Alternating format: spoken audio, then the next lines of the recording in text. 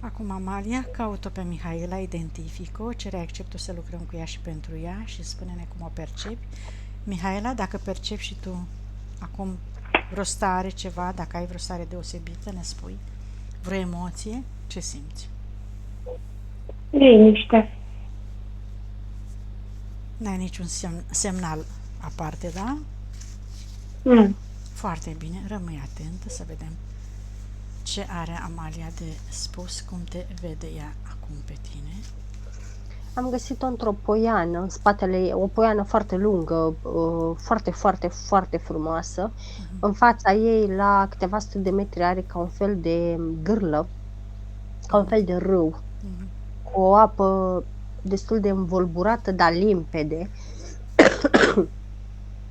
În spatele ei percep tot așa la câteva sute de metri ca un deal, un simplu deal. Totul e acoperit de verde, inclusiv rochia după ea este verde, lungă, cu colț la lungime și e legat așa pe un umăr cu o fundiță aici pe umărul stâng. Ce percep la ea e că are părul foarte, foarte castaniu, foarte castaniu, creț, lung și bufant. Stă acolo, mă aștepta ca să-i liniștesc mentalul, îmi spune, și mi-arată cu degetul. Este foarte important să-i liniștești mentalul, e frică de greșeală, e frică să nu greșească, e frică că ceva nu face bine, e frică că sare după axă, îmi spune. Mihaela, unde simți frica în corp? Dacă ți întrebi corpul acum, unde simți frica? În ce zonă? În ce parte a corpului tău? Cred că am gât.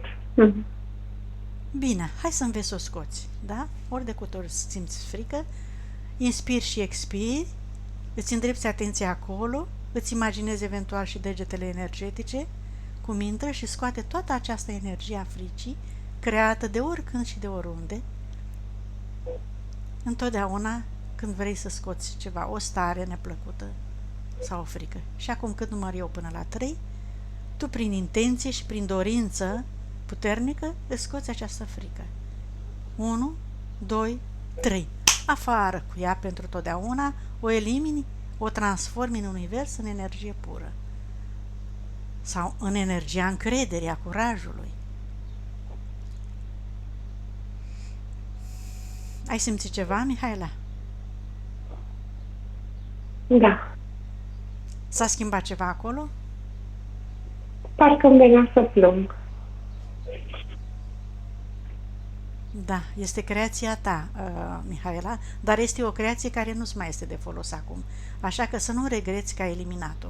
Se întâmplă deseori, de aceea nici nu prea putem să eliberăm emoțiile neplăcute, destructive, pentru că sunt creații proprii, am muncit la ele în mod inconștient de multe ori, uneori ne-a folosit, alteori nu, dar când constatăm că nu mai ne sunt de folos, să le dăm drumul cu toată puterea noastră, cu toată convingerea. Da. Foarte bine, să nu regreți că ai eliminat-o, că te-ai eliberat și te simți mai ușoară acum. Bine, eu am spus că ar putea fi un motiv ăsta, dar poate că mai sunt și altele. Da. O altă problemă, îmi spune, de rezolvat la fizicul ei. Lucrează foarte bine pe primele 2 chakre și pe ultimele 2 chakre din cele 7 principale pe care le cunoaște. În schimb, de cele mai multe ori, uită să-și ducă atenția pe cele 2 din mijloc, pe plexul solar și pe inimă. Inclusiv când își face protecție, îmi arată foarte luminată partea până sub buric, picioarele, împământarea până sub buric, foarte luminată conexiunea cu sursa de la al 3-lea ochi în sus. Care e câteodată și gâtul, așa? Câteodată și gâtul, chakra gâtului, câteodată și-o pune în funcțiune, dar și-o pune în funcțiune în mod greșit, în care senzația aia de a deține controlul, de a arăta, de a spune celorlalți cum e bine, cum e de fapt situația, este foarte bine intenționată, dar în realitate chestia asta îi face rău pentru că intră în experiențele celorlalți și când îmi arată intră în experiențele celorlalți, e ca și când îi dă afară. E ca și când îi scoate după drumul lor, știi? Unul în stânga, unul în dreapta. Intervine și le perturbă drumurile. Atenție, Mihaela, Și specifică, ea specifică, știu că nu este rău intenționată, ea este foarte bine intenționată, dar chestia asta este o greșeală. Am înțeles. Am te recunoște aici, da, Mihaela? Am simțit chiar imediat, da. Foarte bine, Mihaela, ești foarte receptivă. Așa. Mai departe, ce mai vrea să-ți arate? O altă chestie care îmi spune la fel, este foarte importantă în momentul de față,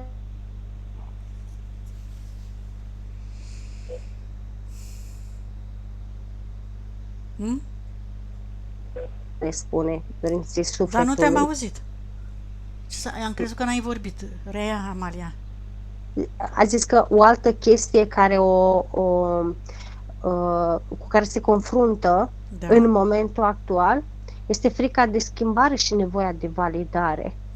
Asta se opune, chestiile astea două se opun dorinței ei, adică al sufletului. Din frica pe care o avea. Din frica pe care o avea a acționat, probabil. Da? Din frica de greșeală. Am înțeles. Știam. Te regăsești aici. Foarte bine. Mai departe, Amalia, ce mai vrea să fac? Spune că momentan este suficient, trebuie să le integreze foarte bine și să le conștientizeze pe asta. Nu trebuie să-i spună absolut nimeni ce e bine și ce e rău. Trebuie să se gândească ea din momentul prezent dacă este bine sau nu pentru ea și pentru cei din jurul ei lucrul ăsta. Cu cât mai tăcută față de ceilalți mi-arată, cu atât mai bine. Cu cât mai voluptuoasă în a face ceea ce îți dorești tu și ceea ce te încântă și îți face plăcere, și mai bine.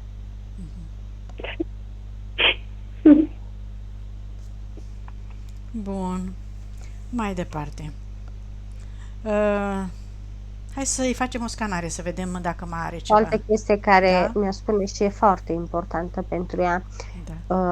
Deși o încântă, lucrurile necunoscute doar o încântă, atât, momentan nu sunt pentru ea. Și la chestia asta îmi dă senzația puțin spiritul ei că râde, în sensul că a spus că i-ar plăcea să trăiască acolo cu casa respectivă, mi-arată casa respectivă, dar ceea ce nu știe ea este că i-ar plăcea un concediu, o perioadă, nu ar rezista pentru că este obișnuită cu confortul. Probabil o adaptare, câteva ieșiri pe scurtă durată și după aceea, dacă e nevoie, dacă nu, poți să-ți dai seama în perioada asta. Momentan, Mihaela, la definitiv, pentru ea nu se pune problema, pentru că la definitiv nu este pentru ea. Super informație, Mihaela, pentru Am înțeles. Da? Dar râde spiritul ei la faza asta, adică se amuză copios pe tema asta. Zice că una vedem și ne imaginăm când vedem la televizor, alta e să simțim pe pielea noastră. Iar pielea ei e firavă, spune. Poate că fiica ei este mai ușor de adaptat în zona aia și mai rezistentă. Este mai rezistentă și are altă construcție, are altă voință, are alt comportament. E mai rezistentă la viața mai aprigă, mai aspră un pic. Nu aprigă, mai aspră. Am vrut să spun. Super. Bun. Hai să vedem dacă mai vrea ceva să înțeleagă. Dacă nu, mergem direct pe puncte, dar înainte să vedem dacă are vreun implant, vreun contract, dacă a mai realizat.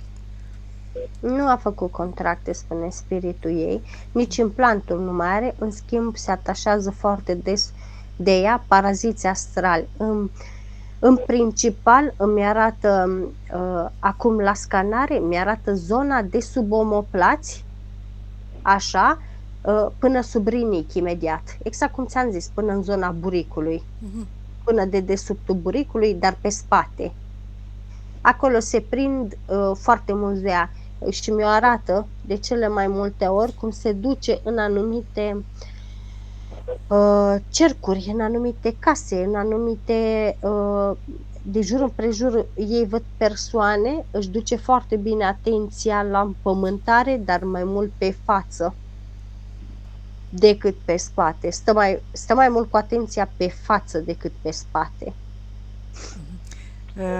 Așadar, atenția ta să o îndrepți, Mihaela, către corpul tău pe toate zonele. Când pornești de sus, te duci cu atenția și stai cât poți pe corpul tău ca să luminezi și să pui în funcțiune. Și mă duc și pe mâini, Și nu? pe mâini, da, și pe mâini și pe spate. Pe mâini.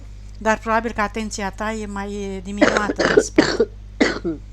Este foarte diminuată în spate. Nu ajută. Încă nu a învățat să se concentreze foarte bine. De exemplu, mie mi-a arătat fluxul de energie magnetică care vine din pământ în sus.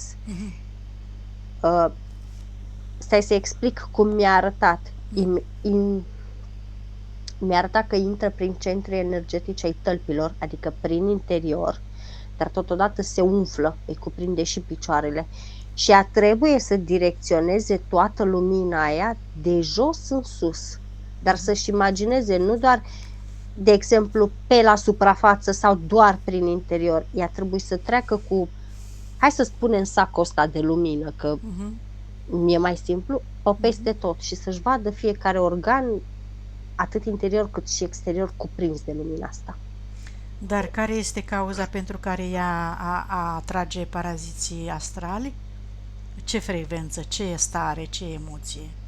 Atenția pe ceilalți, atenția să ajute pe ceilalți, atenția să îndrume pe ceilalți. Bun, deci să-ți iei atenția de pe ei, că iată, probabil este motivul pentru care e diminuată asupra ta, Mihaela. Și cu cât îi lași pe ei mai liberi, cu atât poți tu să-ți folosești energia pentru corpul tău. Foarte bine, Amalia. Spune că spiritul ei spune exact așa: în mod normal, orice ființă umană care își dorește cunoaștere, da, ea fiind mai luminată, ajunge între ei sau lângă ei. Ei în mod automat vor simți să-i ceară sfaturi. Să aștepte să ceară sfaturi și atunci să le dea. Corect. Am înțeles. Foarte bine, Mihaela. Bun, hai să mergem pe puncte. Dacă despre mecanismul ei de curățare nu mai are nimic să ceară. De ce cordoane și egregoare. Bun, hai să curățim asta dacă are cordoane și egregoare, da, cu persoanele în viață. Deconectarea de la egregoare, conștiințe colective, ca astrale inferioare, nu știu dacă. Nu are astrale inferioare, în schimb văd către Dracos o conexiune, un cordon cu el și percep că a citit despre reptilieni, dar de fapt erau draco-reptilieni și a format cordon, a impresionat-o lectura respectivă. Ori a citit, ori a auzit, dar mie mi-arată ca și când ar fi citit o postare despre așa ceva și a format cordon. Nu interferează, nu are cum să se interfereze de el momentan, spune spiritul ei, dar cordonul există.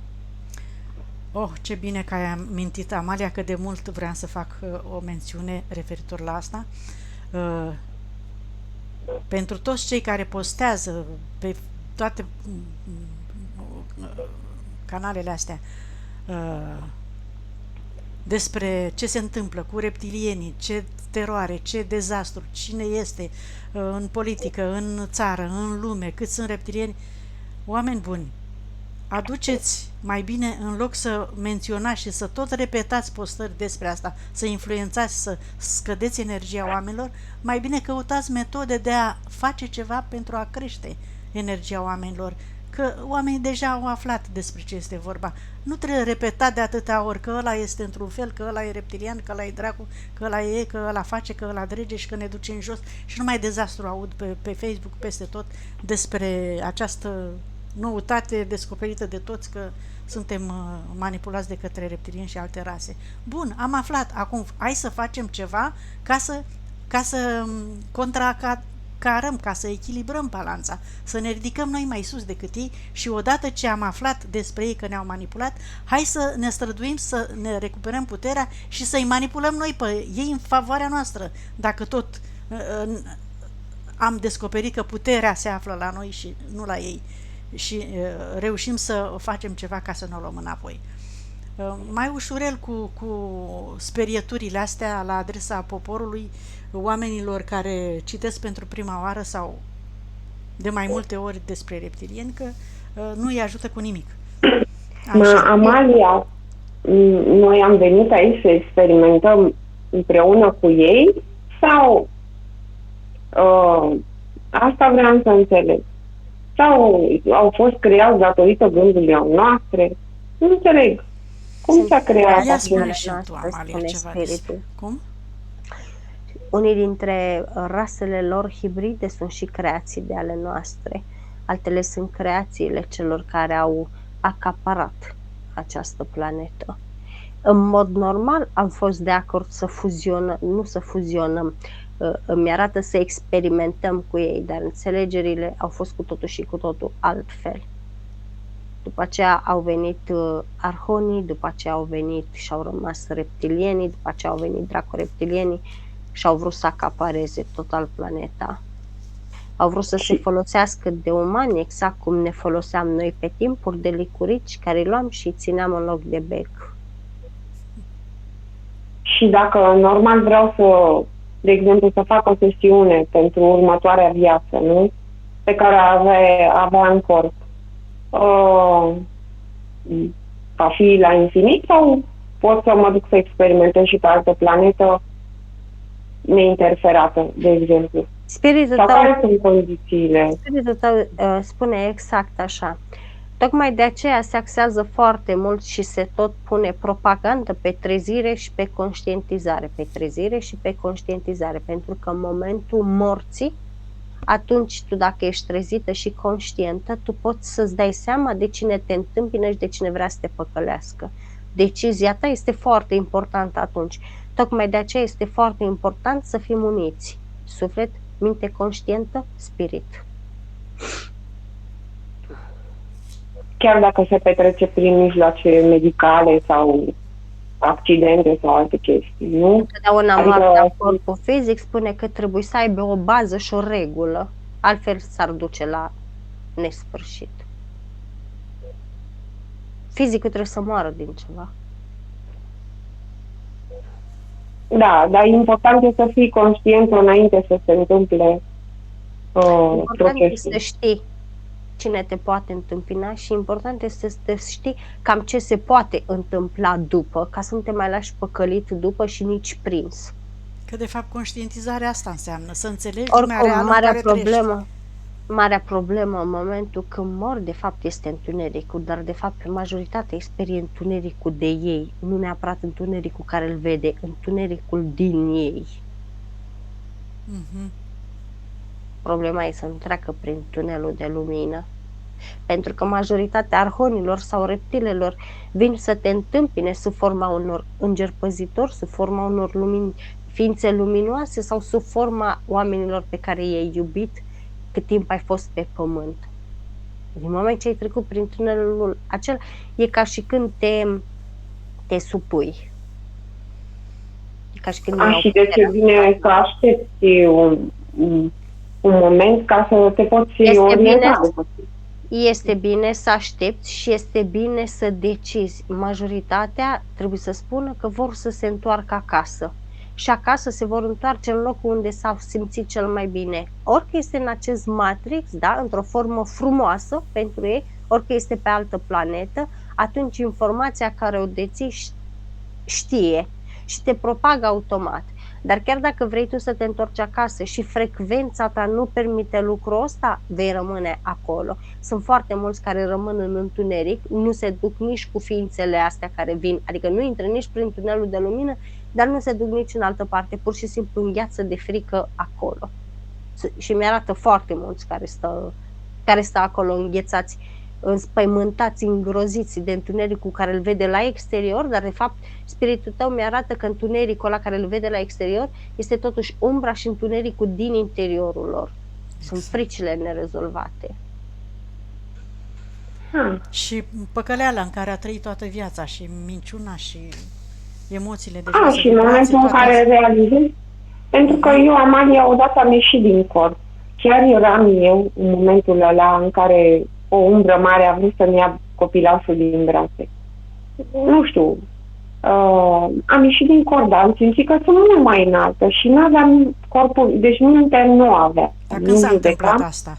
De curând sau de mult? Prin 2017. Deci aveam grijă de 2 bătrâni și am adormit, eram în stare de semitrezie și am visat că aveam un copil. Atunci erai necurățată, era altceva.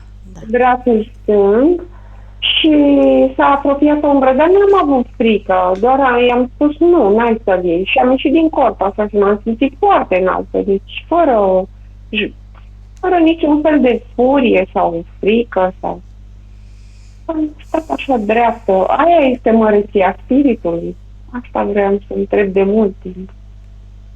Așa te simți când ești afară din corp? Fiecare percepe într-un mod cu totul și cu totul diferit, spune spiritul tău. Simțurile nu sunt toate la fel, cum nici, deși spunem energia sufletului, că toate sufletele seamănă între ele, sau energia acelui suflet este identică cu altui suflet, nu este adevărat. Chiar dacă provine din aceeași sursă, fiecare suntem individuali în modul nostru. Da. Pentru că avem trăiri diferite, avem experiențe diferite. Informație diferită, experiență diferită. Bine. Da. Cordoane, ai zis? Deconectări de la egregoare și cordoane. A deconectat-o. A deconectat-o. Persoanele din viață? Mergem la ele? Vrea să știe de nepoțica ei care urmează să se nască sau nepoțel, ce ai zis? Nu-i va da informații despre, nu este în firea ei să știe lucrurile astea. Tocmai de aceea, în mod normal, trebuie să aibă surpriza la 9 luni. Până atunci, poate să-l ursească de bine, spune spiritul. Să-i transmită bine. Nu trebuie să-l vadă. Nu are de ce să-l vadă. Nu are de ce să-l vadă. Vreau să-i spun că iubesc și doresc tot binele. Spiritul tău spune exact așa, de fiecare dată când te gândești la o persoană, chiar dacă nu este lângă tine, persoana respectivă va primi informațiile, mai ales un nou născut, mai ales un copil în burta unei mame care, deși vine cu karmă, deși vine cu contracte, deși vine cu lecții, momentul ăla e momentul oarecum al purității lui. Deci el captează informația mult mai bine decât o captează, dă un exemplu, Ioana, care este matură, care deja are o karmă în spate, care deja are o experiență în spate și se referă la experiența fizicalității în Matrix. Deci copilul respectiv va capta informația, spune, mult mai repede decât o va capta Ioana. Mi-arată că informația o primește copilul instant, Ioana o primește în câteva secunde. Deci orice spui, atenție doar la gânduri când te gândești la el, la emoție, că el o primește instant. Îi spui că ai încredere în el, că e frumos, că e deștept, că e puternic, o să aibă succes în viață. Știi? De-astea constructive, benefice. Da. Așa, ce mai vrei să știi? Hai să vedem despre persoanele... Ai zis că a tăiat cordonul cu toate persoanele din viață?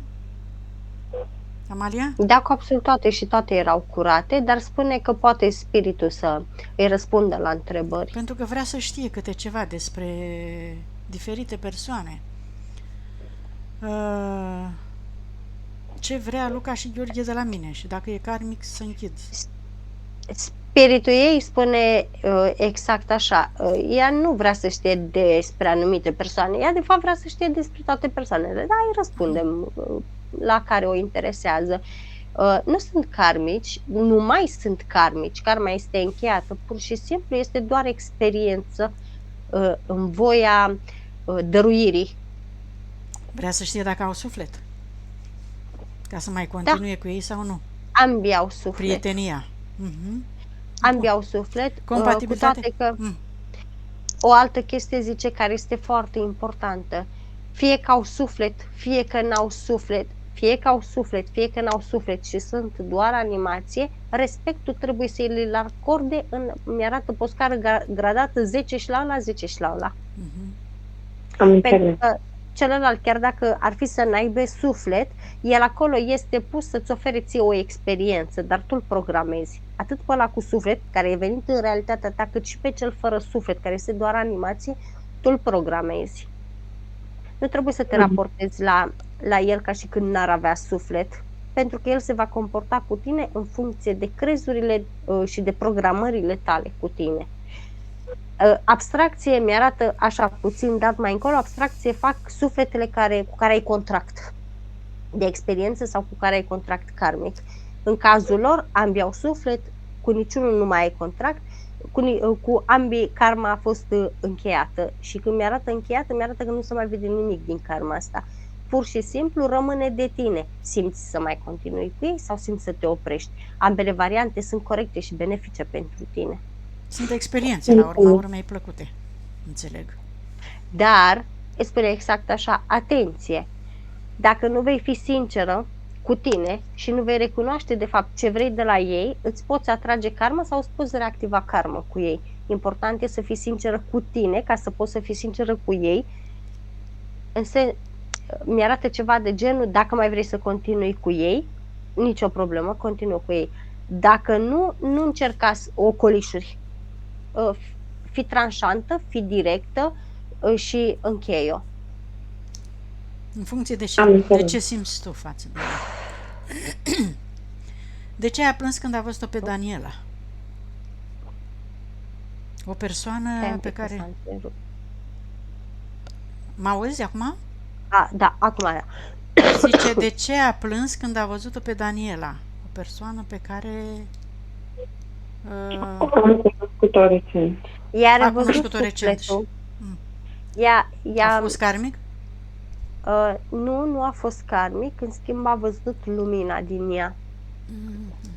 A reușit să-i vadă partea pură respectivei.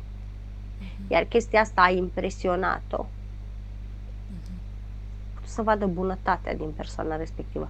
A putut să vadă lumina în persoana respectivă. A putut să vadă intențiile curate ale sufletului respectiv.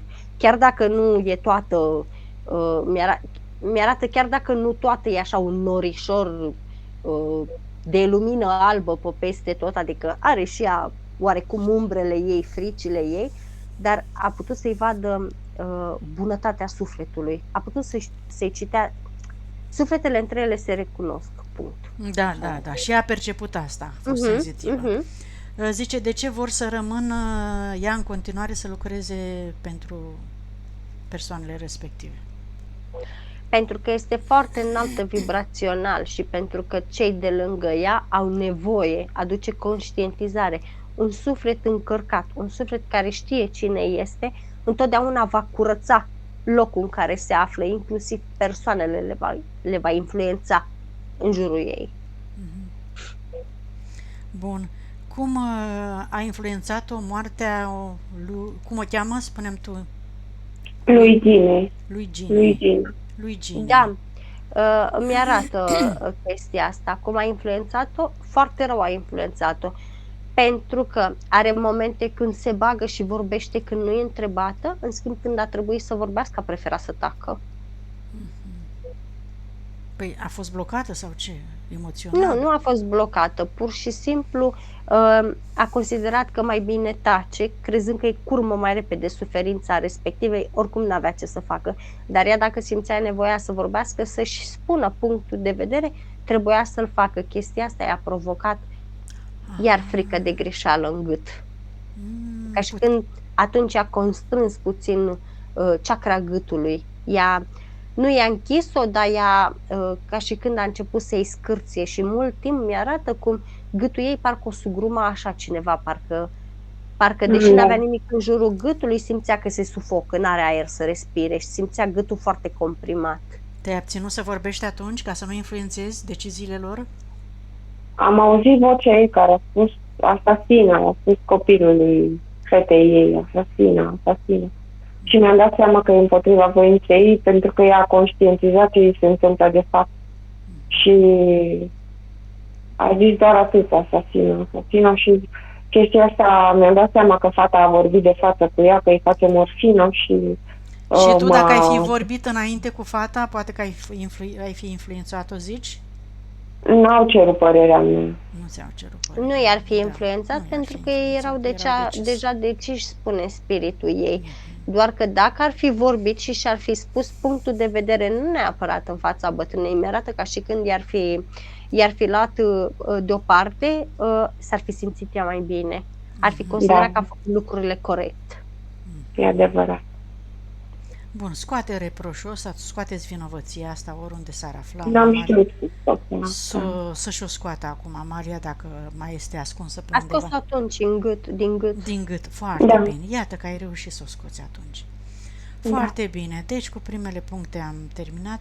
Vrea să știe de ce cu datoriile la bancă, companiile telefonice, dacă o mai influențează, dacă o să rezolve, dacă... Influențează mental, pentru că ea știe care e datoria acolo, ea știe că nu e un lucru corect, chiar dacă este bancă. Dacă ea s-ar detașa conștient de chestia asta, nu ar mai influența-o absolut deloc. E ca și când își dă acceptul să fie influențată, tocmai de aceea și întreabă. Am înțeles. De ce să nu-i mai vorbească fiului ei, Alexandru?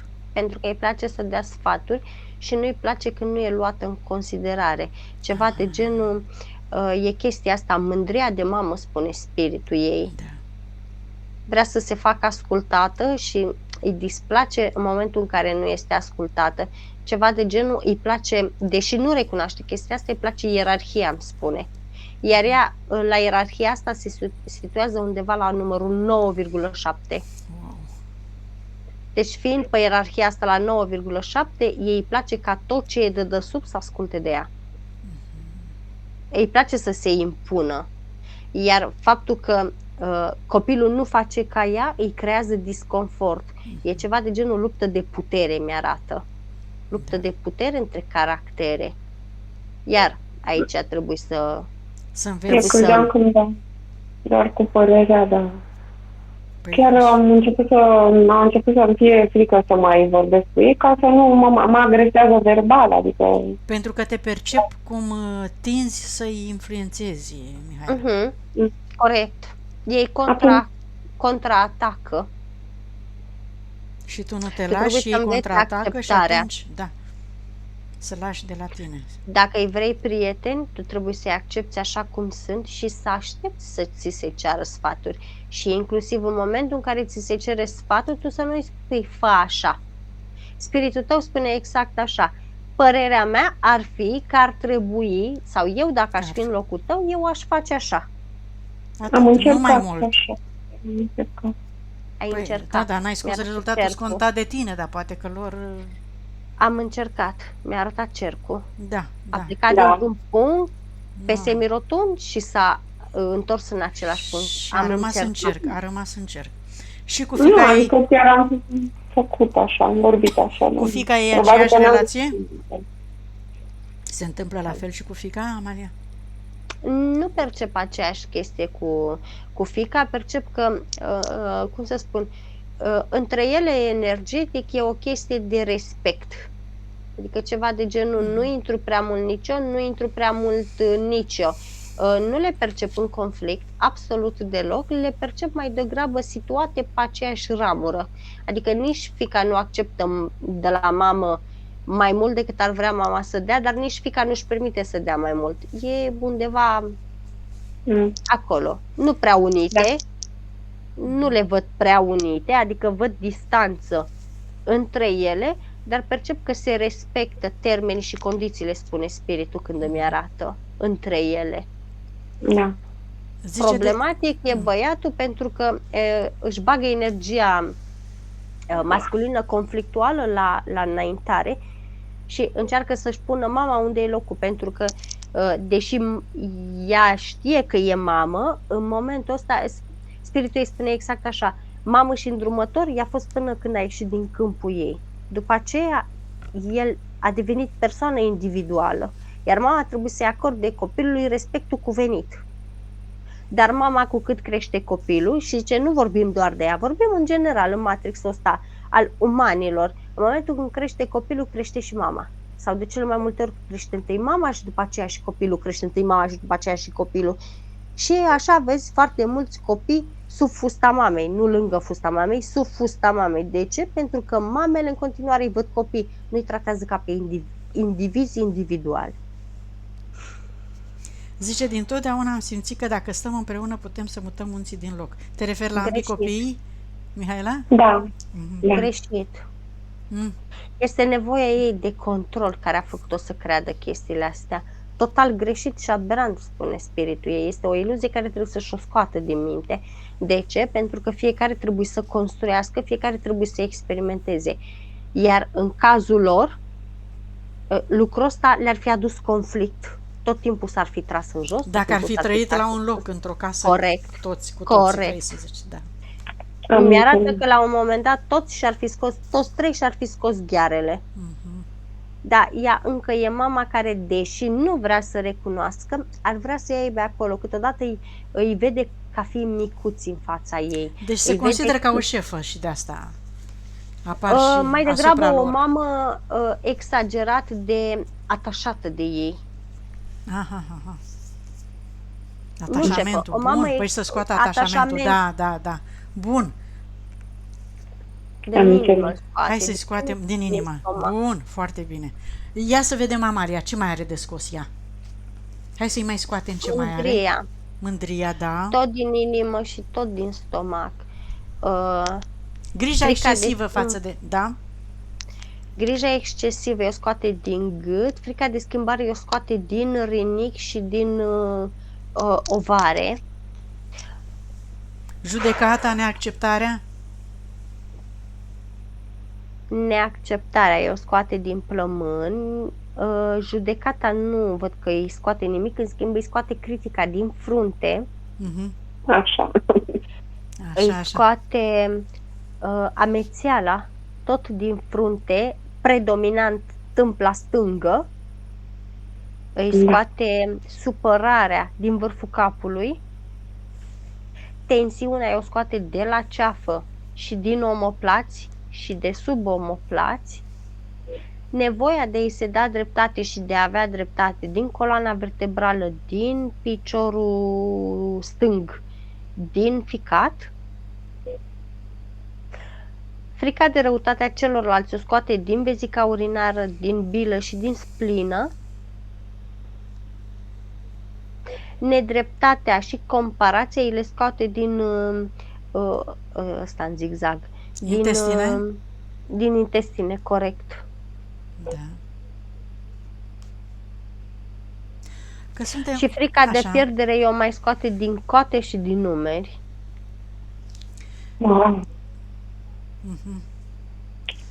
Și la ochii Amalia am ceva, că văd niște nori negri în ochi și nu înțeleg de ce.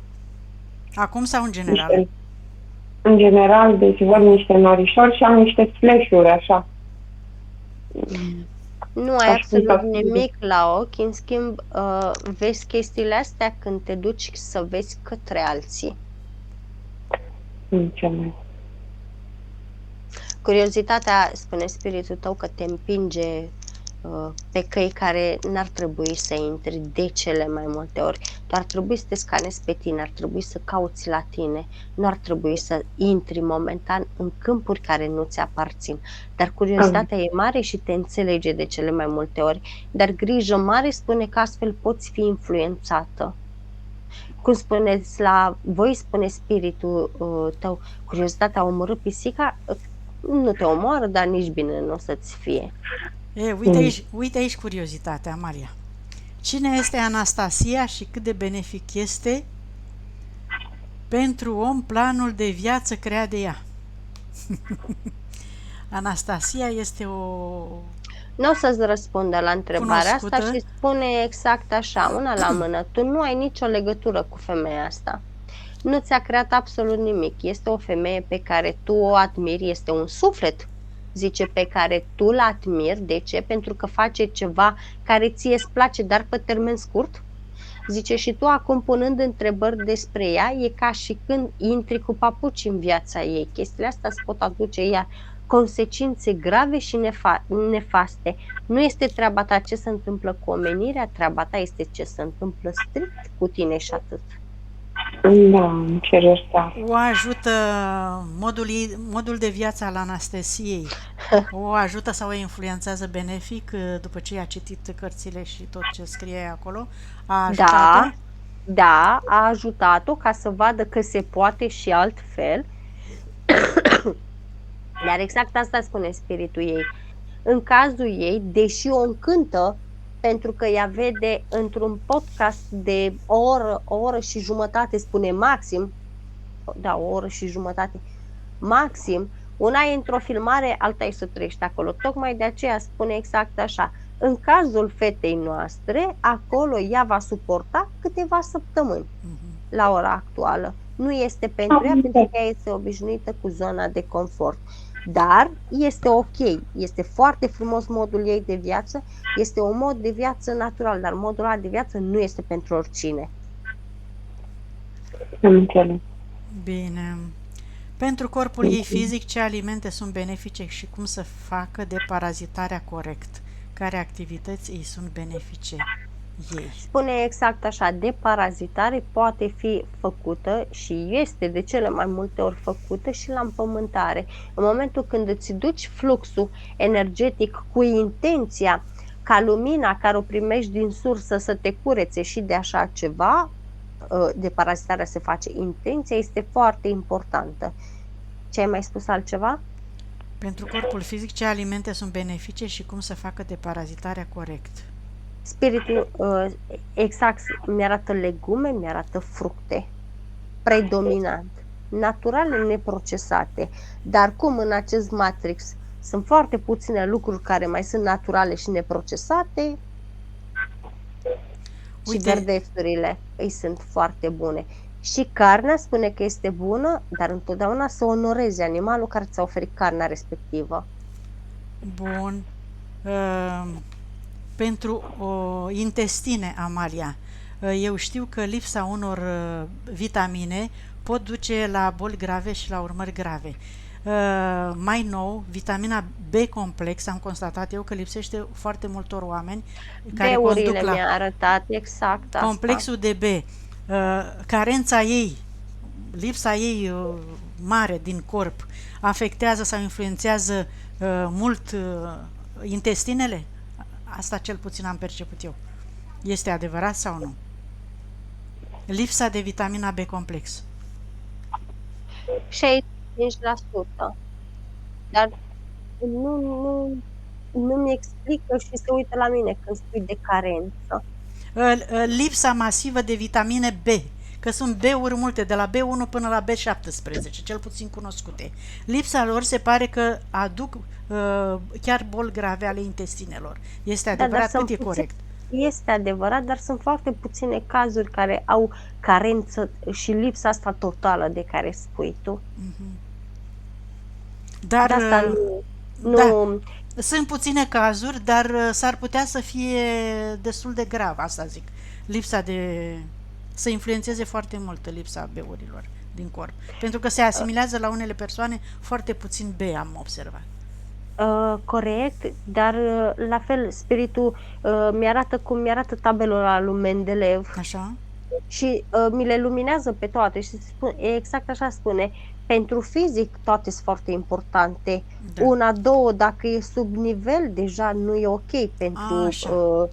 pentru organism. Adică nu mi se... și mi-arată B-urile aici într-un col și spune, zice, nu doar astea. Sunt importante, sunt toate, cupru, da. Și absolut toate. Ce e sub nivel, deja e un pericol pentru corpul fizic. Vezi la Mihaela dacă e ceva pericol pentru corpul ei fizic, că e interesată să știe ce ar putea să ia. S-a auzit întrerupt. Pentru Mihaela întrebam dacă este ceva necesar, dacă e ceva important de adăugat aici, dacă are carențe de ceva minerale, vitamine. N-ar zice carențe, dar îmi arată că îi trebuie puțin surplus de fier, puțin surplus de calciu, puțin surplus de D3, puțin surplus de vitamina E, A, C Și nici cu cupru nu stă foarte bine, dar îmi specifică. Astea nu sunt sub nivel, sunt aproape de nivel, știi? Adică sunt destul de mici, ar trebui să mai compenseze. Prin alimentație, nu? Corect. Și am ajuns la apogeul întrebărilor. Programul de îmbătrânire îl transformă în cel de regenerare al corpului, vrea. E posibil și ce trebuie să facă? A început să râdă și a spus nu este posibil să faci lucrul acesta în Matrix, deci nu poți să-l inversezi momentan. Se cunoaște, sunt anumite Încă n-am aparaturi. ajuns la acest nivel, dar o să apară în curând. Spune exact așa, sunt anumite aparaturi care fac chestiile astea, dar sunt ținute secret. Vor apărea foarte târziu, destul de târziu. Întâi pentru cei puternici și după aceea pentru oamenii de rând. Corpul fizic este făcut în mod normal și corect să îmbătrânească. Că așa am fost creați. Că așa am fost învățați, ăsta este programul, dar mi-arată, cum să spun, cap în cap cu programul îmbătrânirii, mai este și programul timpul care se bate cap în cap, știi? Pentru că majoritatea îmi arată exact așa, majoritatea spun am îmbătrânit și după aceea imediat iau spunând nu mai am timp mult.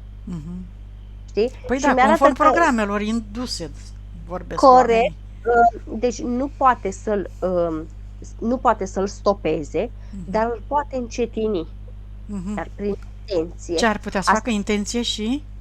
Prin intenție, în meditație, asta înseamnă că trebuie să-și cunoască foarte bine corpul, trebuie să vorbească foarte mult cu corpul. Să-i dea comenzile respective, da? Să-i dea comenzi, dar trebuie să, exact așa mi-arată, într-o meditație. Sunt anumite persoane care corpul lor reacționează la ordine, la comenzi stricte, militarești. Da. Dar sunt anumite corpuri care reacționează la vorbitul cu calm, cu frumosul, mi-arată așa, cu mângâiatul, se pornesc cu mai greu blândețe, celule. Corect. Ea trebuie să vadă corpul ei fizic cum reacționează. Și spune exact așa, nu este o meditație de o zi, 2 zile, 3 zile, zice, ca să ajungă să facă chestia asta, poate să dureze în timpul vostru și 3 ani. Dar foarte importantă este intenția, da? Și să vorbească celulelor foarte mult, să vorbească corpului, organelor să vorbească foarte mult. Da, să le mulțumească pentru activitate, pentru susținere, cu picioarele, cu organele pe rând. Așa. Bun, am epuizat întrebările, am rămas la transgenerațional, vrea să știe dacă mai are ceva datorii, să le transmită informații și să taie și cordoanele cu cine mai are. Nu percep cordoane cu transgeneraționalul și spiritul spune că la fel are o chestie cu să se implice foarte mult în ceilalți. Spune că în cazul ei, al transgeneraționalului ei, dar mai ales în cazul ei, ea trebuie să se axeze acum pe prezent. Pe ea, pe prezent. Și când lucrezi cu tine, să știi că se aude și există rezonanță până în capătul lanțului. Corect. Exact, bumerang mi-a arătat. Din transgenerațional cum vine către tine să rezolvi și acum spune vorbind la general. Din transgenerațional ce ai nerezolvat vine bumerang către tine ca să rezolvi, da? De cele mai multe ori ai frici și din senin așa te apucă fricile și nu înțelegi ce-i cu fricile alea, dar de fapt vin din transgenerațional, dar ce lucrezi la tine în timpul prezent, la fel se reflectă bumerang în ei. Așa că ai grijă de tine și se transmite și la ei. Că dacă stai cu gândul la ei, este ca și o grijă pe care pe ei îi afectează. O altă chestie foarte importantă care o spune spiritul meu acum și chiar spune exact așa, băgați la cap și scrieți chestia asta și puneți-o mare în fața voastră. Întotdeauna când cauți ceva, vei găsi. Și mi-arată 7 semnuri exclamării. Și îmi subliniază, întotdeauna când cauți ceva, vei găsi. Sub diferite forme, mi-arată exact așa, sub diferite forme. că tu cauți bani, dar în interiorul tău ești în lipsuri și în nevoi și în convingeri care te țin departe de bani, asta vei găsi în mijloc. Vei găsi lipsă de bani sau vor începe la tine datoriile. Zice, poate și chestia asta. Dar ai o boală, te duci la doctor, că știi tu că a suferit nu știu cine și că a suferit nu știu cine și că am simptomele alea și nu știu ce, la un moment dat, după un laborator, după o analiză 2, 3, 4, 5, tu crezând că e posibil să ai boala aia, că ai asociat-o tu cu ce ai citit, pe cine știe, mi-arată așa mai multe... Da, o crezi, că noi suntem creatori, trebuie să avem grijă la ce ne gândim ca să ne creăm ce ne dorim, nu ce nu ne dorim. Întotdeauna ceea ce cauți vei găsi sub o formă sau alta, adică ori găsești lucrul care îl cauți, ori găsești reversul lui, dar a zis că nu există decât chestia asta, vers și revers, vers și revers. La chestia asta nu e cu pe stânga, pe dreapta, pe ocoli. Întotdeauna ce cauți vei găsi, ori reversul respectivului. Atât. Sau când îți pui întrebări, găsești răspunsul la ele mai devreme sau mai târziu. Important e să spui întrebări, da? Exact așa a zis spiritul meu și și-a pus mâna cap și a zis, zice, în primul rând, zice, majoritatea dintre voi nu știți să vorbiți. Nu știm să ne punem întrebări. Corect. Nu știți să puneți întrebări și chiar dacă aflați să puneți întrebări, nu știți să ascultați, să primiți răspunsurile. Pentru că majoritatea se așteaptă ca cineva să vină și să-i bată așa pe frunte și să-i dea răspunsul clar, negândindu-se că răspunsurile pot veni prin sincronicități, prin ore, prin diferite semne. Da, trebuie să fim atenți la noi. Corect. De-aia e bine să fim cu atenția pe noi, nu pe alții.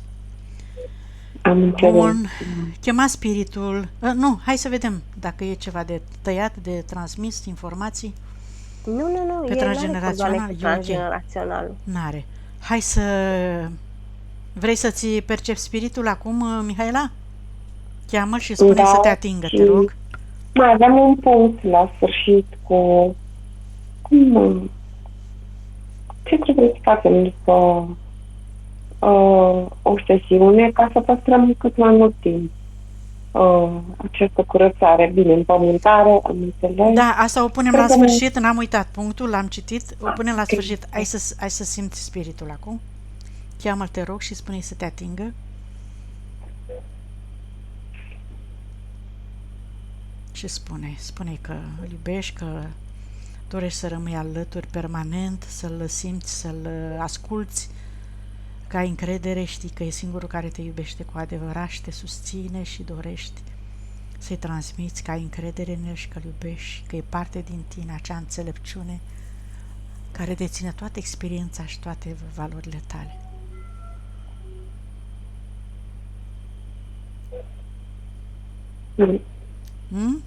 Percepi? Mă la de mână, da. Bun.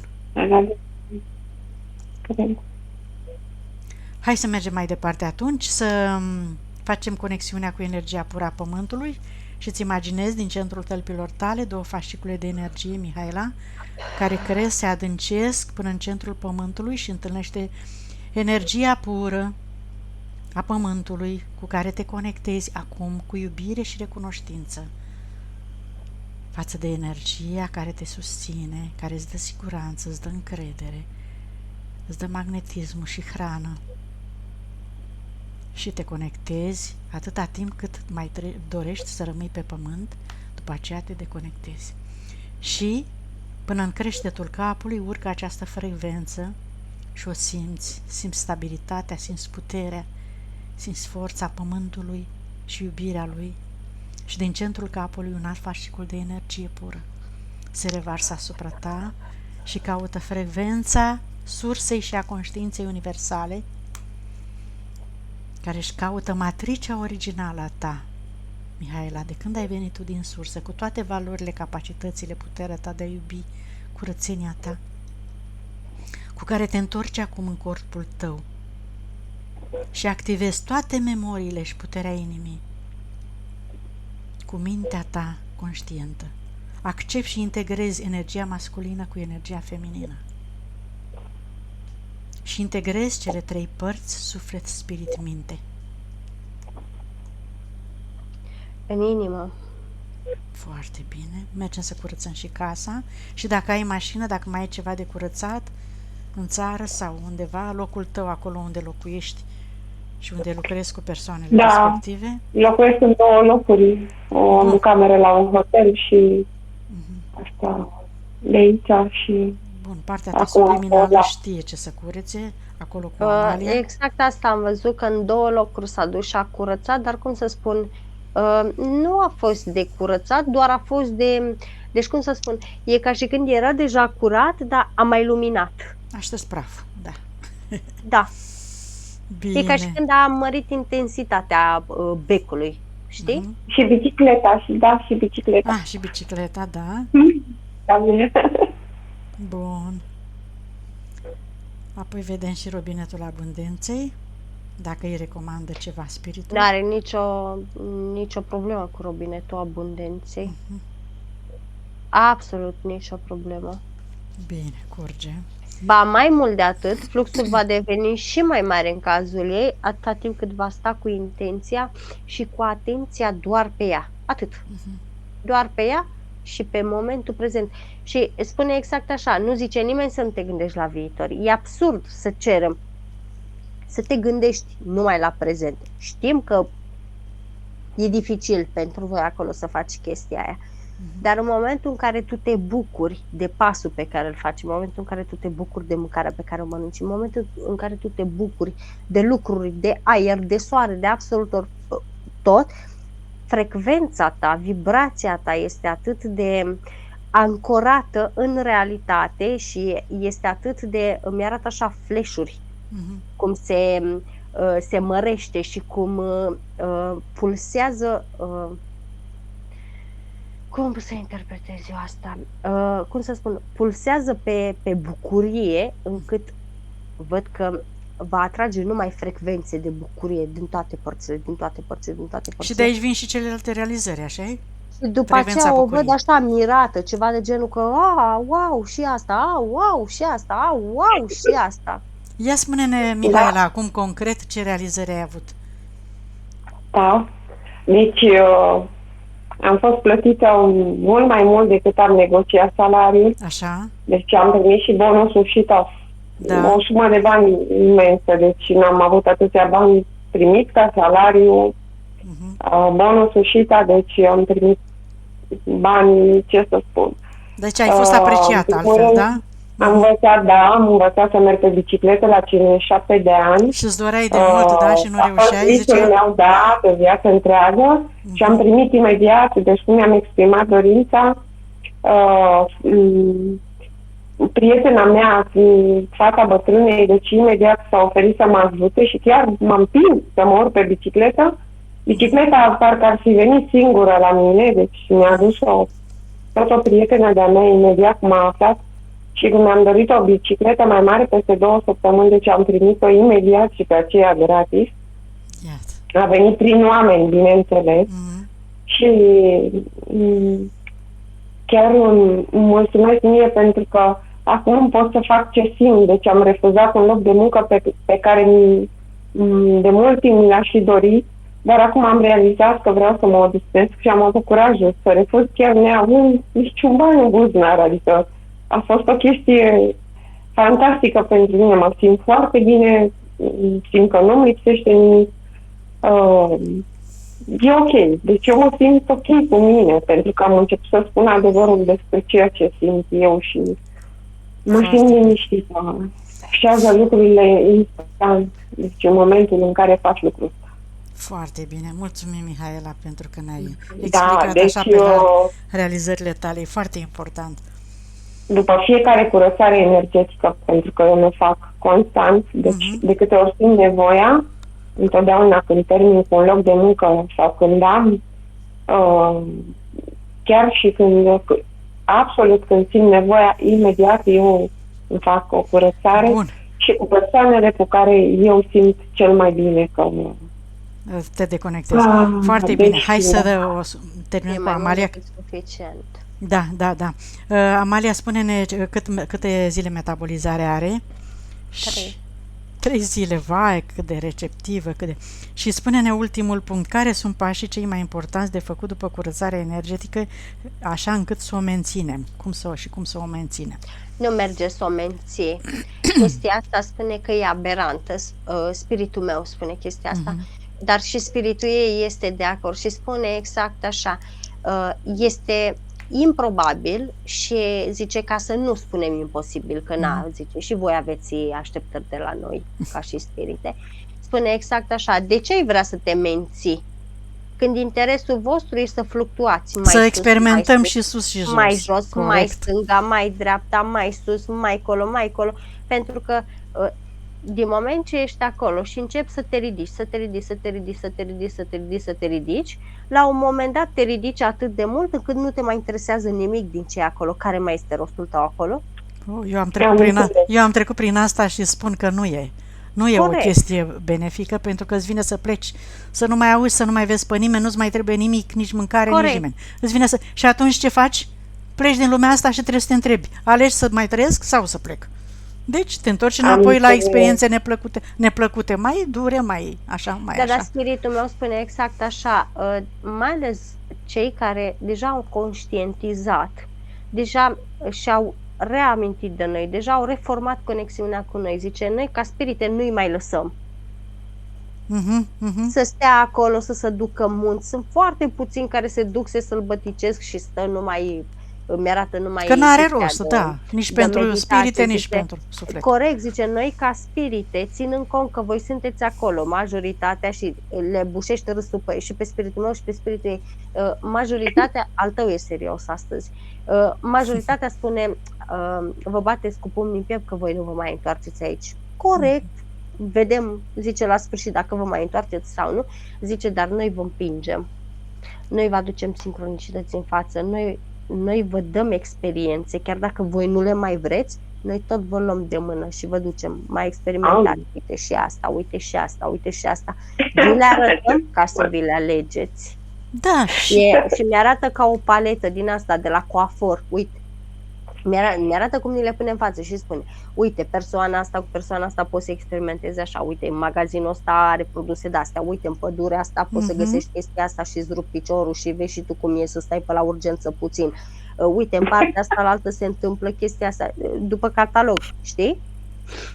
Tot ce trebuie să folosim noi acum, învățătura pe care am tras-o de până acum, este să acceptăm tot ceea ce ni se întâmplă, și rău și bine, știi? Asta este înțelepciunea de care să dăm dovadă la nivelul la care ne aflăm la un moment dat, când ne considerăm. O altă chestie care o spune spiritul meu este că orice floare, prost exemplu, schimbă-l. Îmi spune exact așa, orice experiență, orice lucru, orice vorbă va avea două înțelesuri. Va avea o parte bună, zice, din prisma voastră a umanilor de interpretare, va avea o parte bună și o parte proastă. Depinde de voi cum alegeți să vedeți problema respectivă, partea bună sau partea proastă. Cum o simțim, cum o percepem. Ca într-o căsnicie. A fost frumos, la un moment dat trebuie să vă despărțiți. Sunt foarte puține cupluri care știți foarte bine că se despart și au dat mâna și au plecat. Nu. Începe scandalul.